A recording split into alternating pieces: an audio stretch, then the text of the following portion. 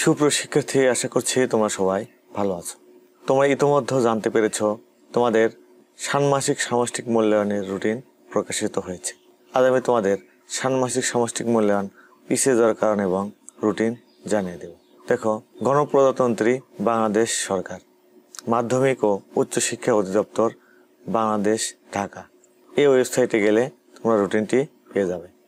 উপযুক্ত বিষয় ও সূত্রের আলোকে জানানো যাচ্ছে যে 2024 শিক্ষাবর্ষে সারা দেশের মাধ্যমিক পর্যায়ের সকল শিক্ষা প্রতিষ্ঠানে ষষ্ঠ থেকে নবম শ্রেণীতে জাতীয় শিক্ষাক্রম 2022-এর আলোকে প্রণীত পাঠ্যপুস্তক ও অন্যান্য শিক্ষণ সামগ্রীর মাধ্যমে শিক্ষণ কার্যক্রম পরিচালিত হচ্ছে।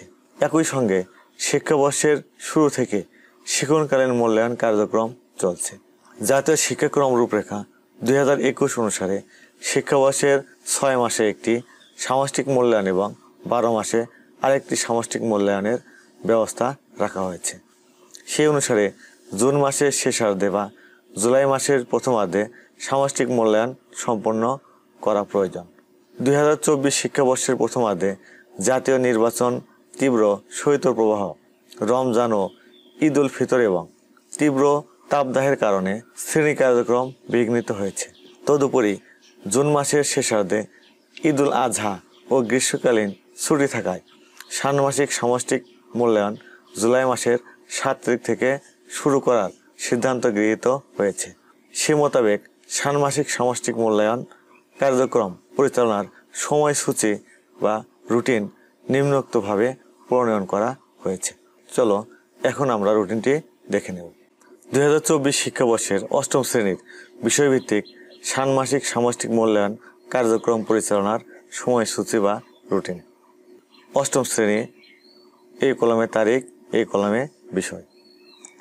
7/7/2024 তারিখে জীবন ও জীবিকা। 9 তারিখে স্বাস্থ্য সুরক্ষা। 10 তারিখে ধর্ম, সকল ধর্ম। 11 তারিখে শিল্প ও সংস্কৃতি। 14 তারিখে বাংলা। 15 তারিখে ইংরেজি। 16 তারিখে গণিত। 18 তারিখে বিজ্ঞান। 21 তারিখে ইতিহাস ও সামাজিক বিজ্ঞান।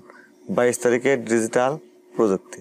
সুপ্রিয় শিক্ষার্থী, গত বছর আমি তোমাদের যেরকম ষান্মাসিক সামষ্টিক মূল্যায়ন এবং বার্ষিক সামষ্টিক মূল্যায়নে প্রশ্নগুলোর সমাধান দিয়ে সহযোগিতা করেছিলাম, এবারও সেরকম সহযোগিতা করবে ইনশাআল্লাহ।